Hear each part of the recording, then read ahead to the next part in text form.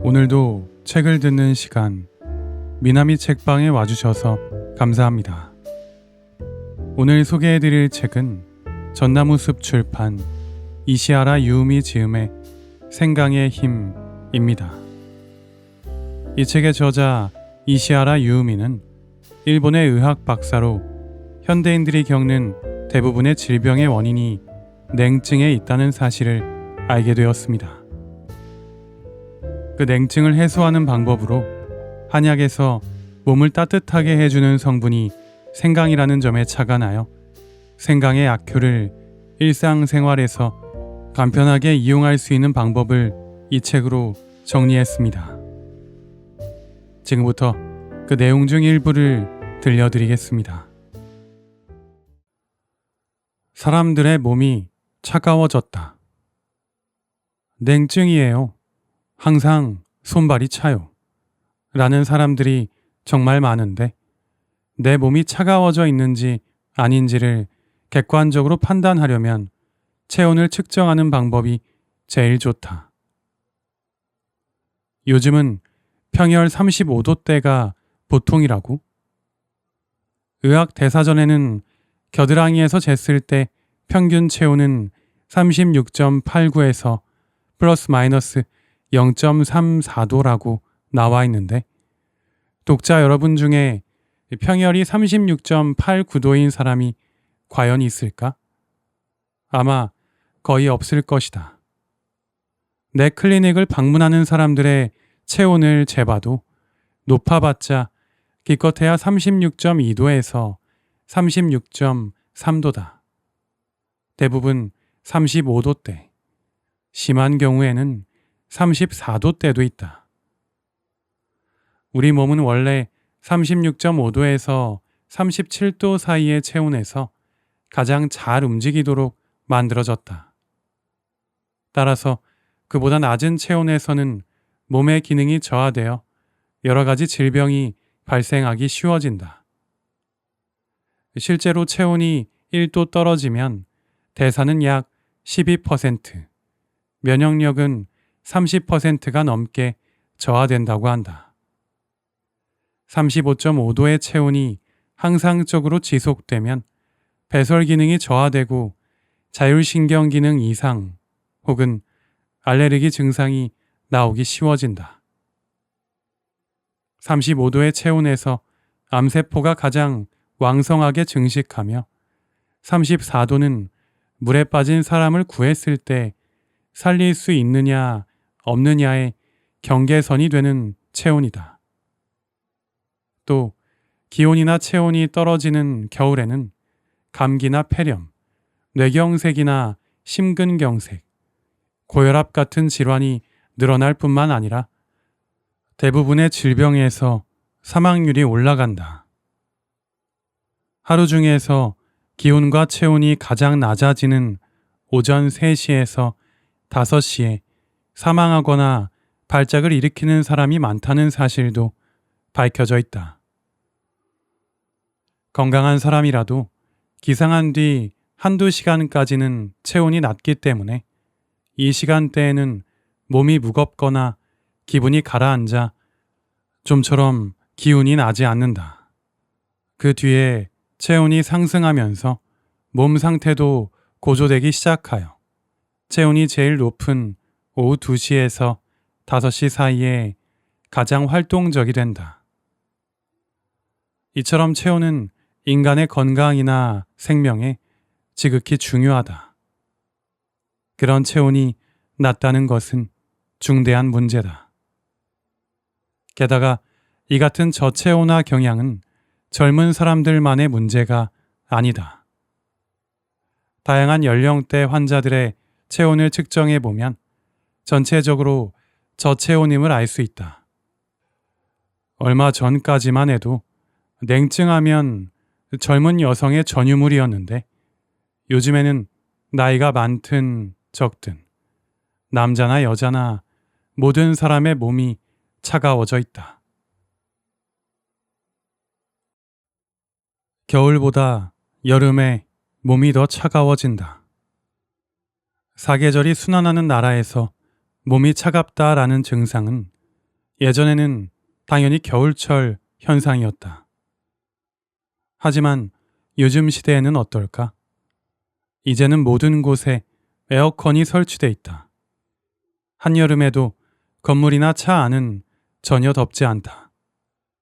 덥기는커녕 에어컨을 너무 세게 틀어서 춥기까지 하다. 덥지 않으니 체온이 상승하지 않고 거기다 얇은 옷차림에 차가운 음료수 등 몸을 차갑게 하는 음식만 먹으니 당연히 몸이 더 차가워진다. 땀을 흘릴 일도 없어서 몸에 고인 수분을 제대로 배출하지 못하는데 이것이 또 체내를 차갑게 하는 요인으로 작용한다. 이렇게 해서 여름에 더 몸이 차갑다라는 일찍이 없었던 현상이 자리를 잡고 말았다. 에어컨 보급이 초래한 폐해가 하나 더 있다. 실외와 실내의 온도차가 너무 크게 벌어지다 보니 체온을 조정하는 자율신경에 엄청난 부담이 된다는 점이다. 자율신경의 균형이 깨지면 피로가 풀리지 않는다. 숙면을 취할 수가 없다. 식욕이 없다. 어깨가 결린다. 손발이 차갑다. 같은 부정형 신체 증후군이 나타난다. 내 병원에도 여름에 끝 무렵만 되면 이런 증상을 호소하는 환자들이 줄을 잇는다. 혈관을 수축시키거나 확장시켜서 체온을 조절하는 자율신경에 혼란이 오면 혈액순환이 나빠져서 냉증은 더욱 악화된다. 혈액순환뿐만 아니라 호르몬 계통이나 소화기 계통에도 이상이 나타나기 때문에 질병을 불러들이기 쉬워진다고도 할 수 있다.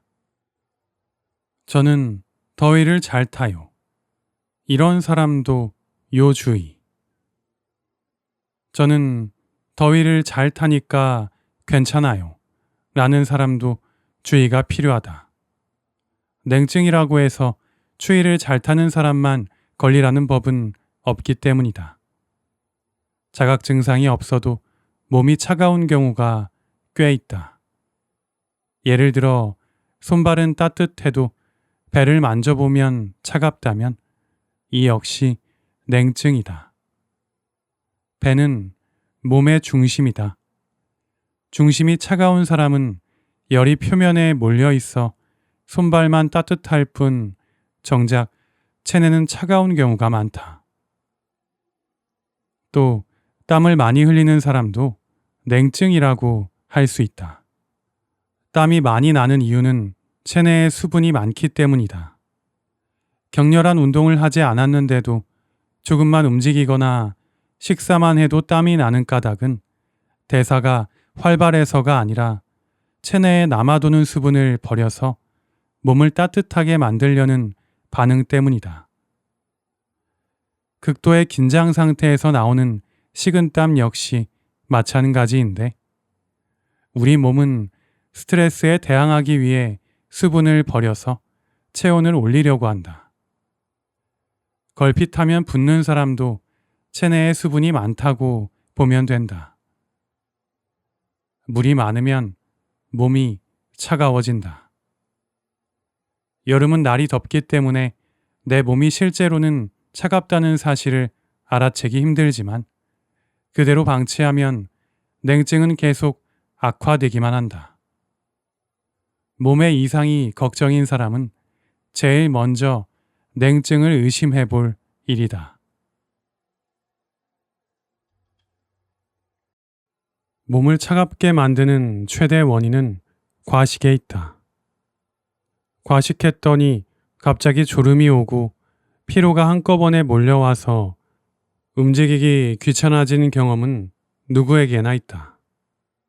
이런 현상은 먹은 음식을 소화하고 흡수하기 위해 다량의 피가 위장으로 몰린 탓에 뇌나 근육 등으로 들어가는 혈액량이 줄어들었기 때문에 생긴다.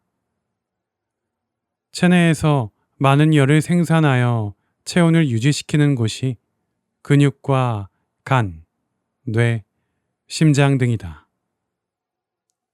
안정시 열 생산량은 골격근이 약 22%, 간이 약 20%, 뇌가 약 18%, 심장이 약 11%라고 한다. 이들의 혈액 공급이 제대로 안 되면 당연히 생산하는 열량도 줄어들기 때문에 체온이 떨어지고 몸이 차가워진다. 그 결과 다양한 질병에도 걸리기 쉬워진다.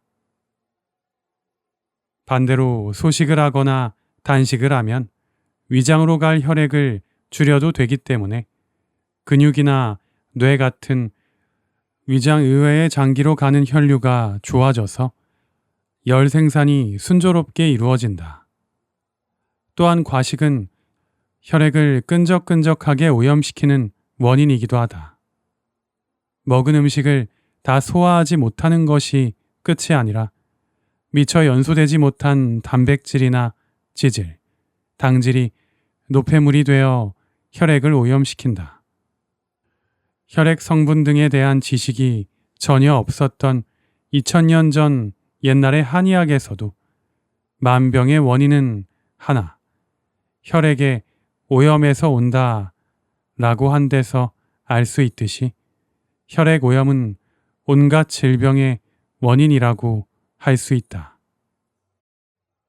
지나친 염분 제한도 몸을 차갑게 한다.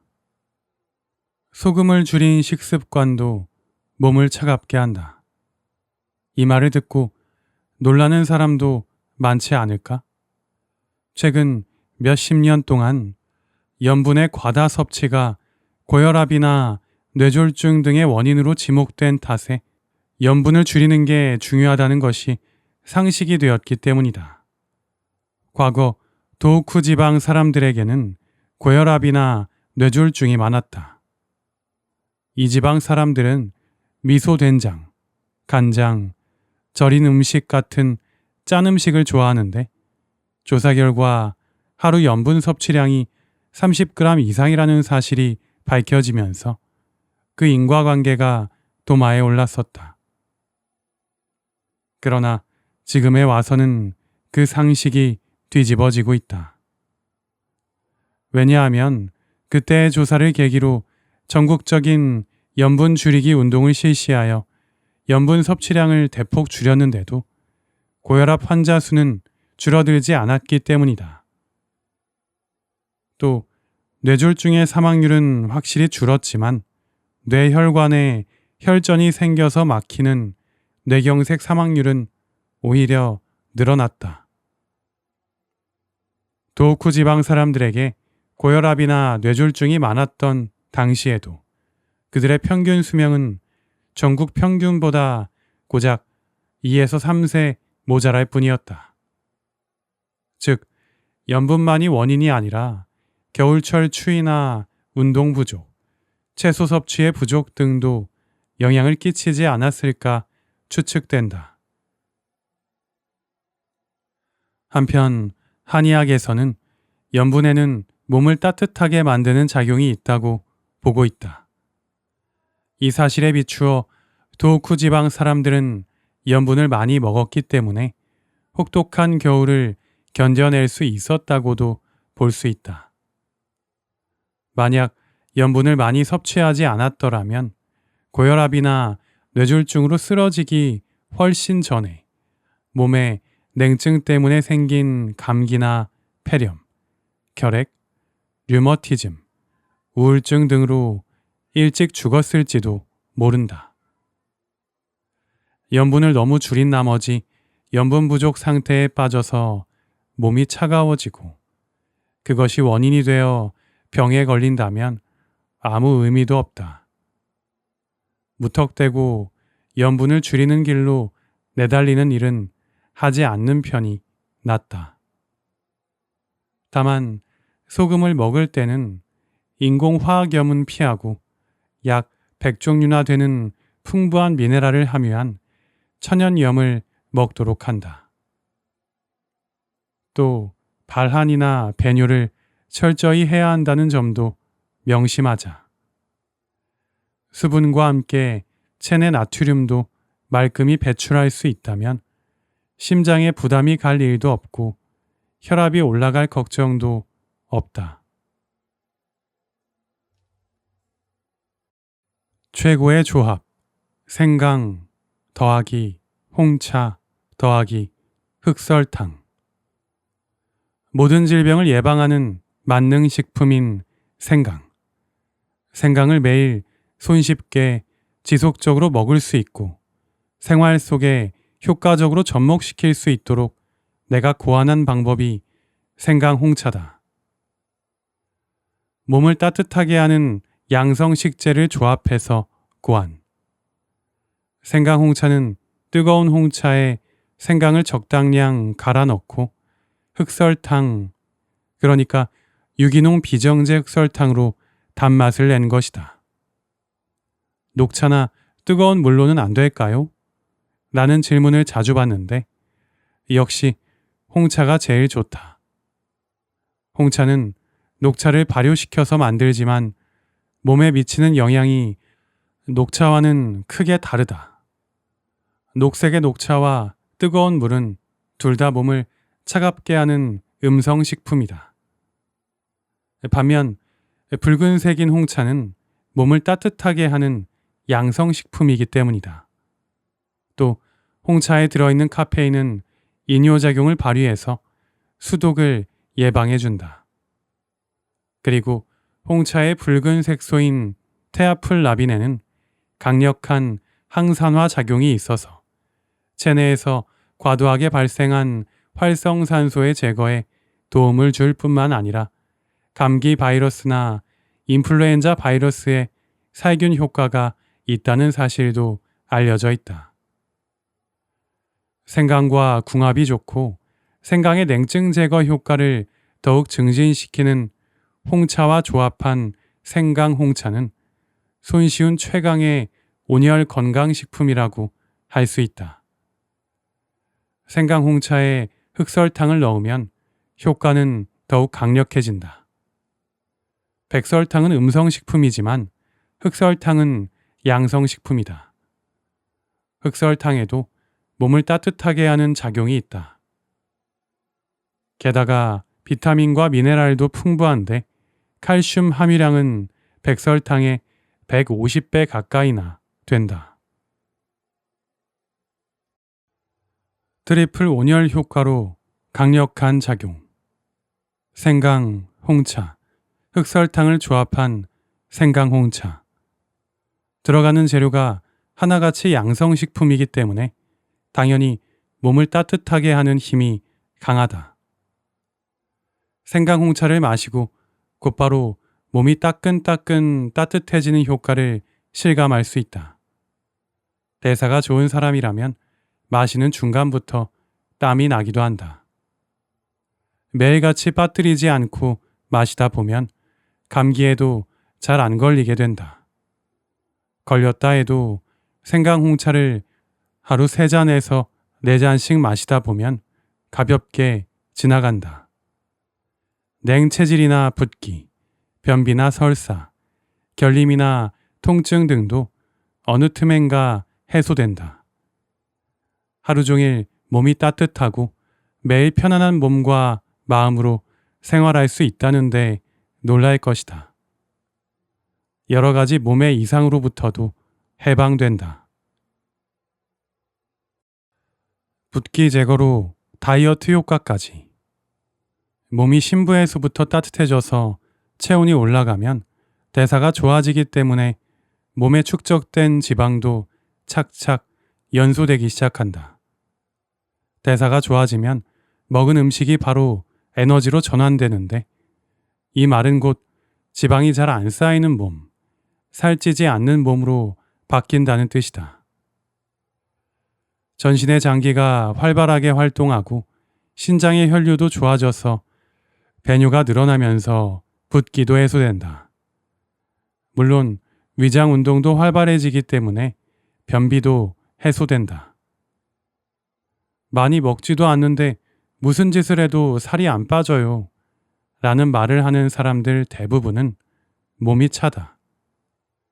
냉증 탓에 대사가 나쁘기 때문에 지방이 제대로 연소되지 않고 또 체내에 여분의 수분이나 노폐물이 쌓인 채 배출되지 않는다. 생강홍차를 마셔서 몸을 따뜻하게 하면 이들 증상은 단숨에 해소할 수 있다. 극단적인 식사 제한이나 고강도 운동을 할 필요도 없고 무리 없이 다이어트에 성공한다. 피부도 고와져서 오늘부터 당신은 피부 미인. 생강홍차로 손에 넣을 수 있는 효과는 건강과 이상적인 체형뿐만이 아니다. 피부도 윤기가 흐르며 고와진다. 안티에이징 효과를 기대하며 고가의 화장품을 쓰는 사람은 우선 생강홍차부터 열심히 마셔보자. 목욕 직후 피부가 고운 이유는 혈행이 좋아졌기 때문이다. 생강홍차를 지속적으로 마셔서 냉증이 사라지고 혈행이 좋아지면 모세혈관의 구석구석까지 혈액이 돌기 때문에 신진대사가 활발해져서 피부가 몰라볼 정도로 깨끗해진다. 안색이 나빴던 사람이나 거무칙칙했던 사람은 볼의 혈색이 돌아오고 고민거리였던 잡티는 희미해진다. 무엇보다 얼굴 전체에서 생기가 넘치며 빛이 난다. 냉증 외에 이런 증상에도 효과 만점. 생강에는 냉증을 제거해서 몸을 따뜻하게 하는 효과 말고도 많은 효능이 있다. 이들 약효를 소개하기 전에 생강에 들어있는 성분부터 설명을 하겠다. 생강이 자랑하는 성분과 약효들. 생강의 성분 중에서 특히 주목받는 것이 알싸한 매운맛의 주성분인 진저롤과 슈가올이다. 생강을 가열하면 진저롤이 슈가올로 변화한다. 진저롤에는 혈행 촉진 작용과 구역질을 억제하는 작용이 있다고 밝혀졌다. 또한 강한 살균력까지 겸비했다. 진저롤과 슈가올 모두에 항산화 작용이 있다는 사실도 알려져 있다. 어패류나 육류를 이용한 요리에 생강을 넣으면 이들이 함유된 지질의 산화를 방지할 수 있고 체내에서는 활성산소를 제거하기 때문에 노화 방지 효과도 기대할 수 있다. 생강의 껍질 바로 밑에 있는 가는관에는 정유, 특유의 방향을 지닌 휘발성 기름이 들어있다. 생강의 정유에는 진기베롤, 진기베렌, 커큐민, 피넨, 시트랄류, 보르네올 등 400종류가 넘는 방향 성분이 들어있다. 이들 성분의 상호작용으로 생강의 다양한 약효가 생겨난다. 지금까지 전 세계에서 행해진 연구를 통해 증명된 생강의 효능을 정리해보자. 1. 몸을 따뜻하게 한다. 진저롤 등이 혈행을 촉진시키기 때문에 몸을 따뜻하게 하여 냉체질을 개선하는 작용이 있다. 2. 면역력을 높인다. 백혈구의 수를 늘리고 그 활동을 촉진해서 면역력을 상승시킨다. 3. 발한과 거담을 촉진한다. 혈관을 확장해서 혈행을 좋게 할 뿐만 아니라 체내의 여러 가지 관이나 샘 조직을 자극해서 발한과 거담을 촉진한다. 4. 기침을 가라앉힌다. 뇌의 중추에 작용해서 기침을 없앤다. 5. 해열작용. 해열 진통제로 잘 알려진 아스피린 약효에 약 80%에 맞먹는 해열작용이 있다고 한다. 6. 진통 및 소염작용. 하루 10에서 30g의 생강 건조 분말을 투여했더니 류머티즘이나 관절염에 효과적이었다는 실험 결과가 있다. 화학약품인 소염 진통제는 위염 등의 부작용을 일으킬 가능성이 있으나 생강은 위벽을 보호하는 작용이 있기 때문에 그 점에서도 안심이다. 7. 혈액 응고를 억제한다. 혈소판의 점도를 억제해서 혈액 응고를 방지한다. 혈전이 잘 안 생기게 되어 뇌경색이나 심근경색, 고혈압 등을 예방하고 개선하는 효과도 있다. 8. 강심작용. 생강은 심근을 자극해서 심근의 수축력을 높이고 혈관을 열어서 혈류를 좋게 한다. 맥박이나 혈압을 완만하게 내린다. 9. 위장의 소화흡수 능력을 높인다. 위장 내벽의 혈행을 좋게 해서 위장의 활동을 활발하게 하여 소화흡수 능력을 높인다. 생강에 함유된 진지베인이란 성분은 강력한 단백질 분해 요소다. 파파야의 파파인, 파인애플의 브로멜린에 필적할 정도의 효과가 있다. 10. 위궤양을 예방한다. 생강에는 적어도 7종류의 항궤양 성분이 들어있다는 사실이 밝혀졌다. 위궤양의 원인으로 알려진 헬리코박터 파일로리균을 살균하는 작용도 있다. 11. 구역질을 억제한다. 숙취나 입덧, 배멀미 등으로 인한 구역질을 억제하는 효능이 있다. 항암제나 마취의 부작용으로 일어나는 구역질에도 효과적이다. 구역질은 신경 전달 물질인 세로토닌이 위장 운동을 과도하게 활성화시켜서 일어나는데 생강의 성분인 진저롤에는 세로토닌의 활동을 억제하는 작용이 있다. 12. 항균, 항바이러스, 항기생충 작용. 생강은 강한 살균력도 지니고 있다. 감기 바이러스, 기관지염이나 폐렴 등을 일으키는 세균류, 대장균과 살모넬라균, 황색, 포도상 구균과 같은 식중독균, 칸디다나 무좀 등의 진균에 대해서 항균 작용을 한다. 회충이나 필라리아뿐 아니라 물고기에 기생하는 아니사키스 같은 기생충도 구축해낸다. 그러므로 생선초밥에 곁들이는 감초 생강을 늘 함께 먹는 편이 좋다. 13. 현기증이나 이명을 예방한다. 생강은 뇌의 혈행을 좋게 해서 현기증이나 이명을 예방하는 효과가 있다. 14. 혈중 콜레스테롤을 내린다. 생강의 진저롤이 담즙의 배설을 촉진하기 때문에 혈액 중 콜레스테롤이 저하된다. 15. 생식 기능을 개선한다.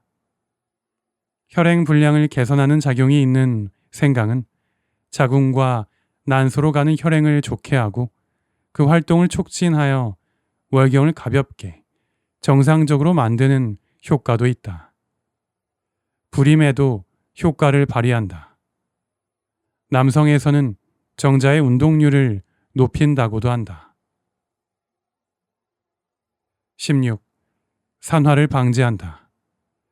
체내에서 활성산소를 제거하는 작용도 기대할 수 있기 때문에 암이나 알레르기, 면역 질환은 물론이고 노화의 예방이나 개선에도 도움이 된다.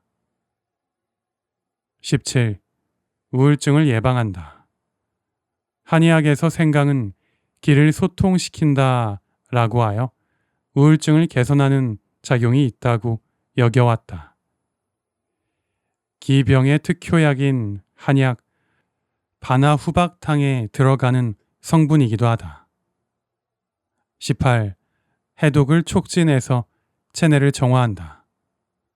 혈액의 순환을 좋게 하는 동시에 발한이나 배뇨, 배변을 촉진하는 작용이 있다. 체내의 독소를 배출시켜서 몸을 정화한다. 어떤가? 생강은 냉증 제거를 제외하고도 이렇게나 많은 효능이 있다. 게다가 하나같이 현대인이 예방하고 개선하고 싶은 증상들만 모아놓지 않았는가. 지금까지 생강의 힘 일부 내용을 들어보셨습니다. 날씨가 쌀쌀해지면 수족냉증으로 고생하시는 분들이 많은데요. 수족냉증은 손과 발 같은 말초 부위에 혈액 공급이 원활하지 못해 손과 발이 지나치게 차가워지는 증상을 이야기합니다. 냉증은 남성보다는 여성에게서 더 많이 나타나는데, 이는 여성이 임신과 출산, 폐경 등을 거치면서 남성보다 호르몬 변화를 크게 겪기 때문이라고 합니다. 이러한 냉증으로 고생하시는 분들, 지금과 같은 환절기에 감기에 자주 걸리시는 분들, 몸이 허약하신 분들에게 도움이 될 식재료로 이 책의 저자는 생강을 추천하고 있습니다.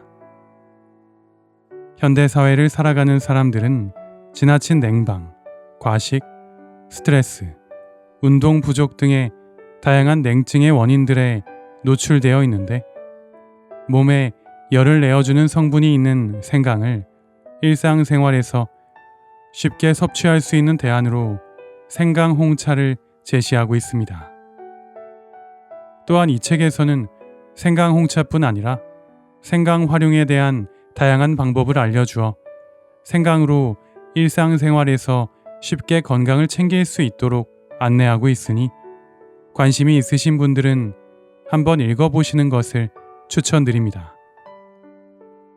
오늘도 소중한 시간 미나미 책방과 함께 해주셔서 감사합니다.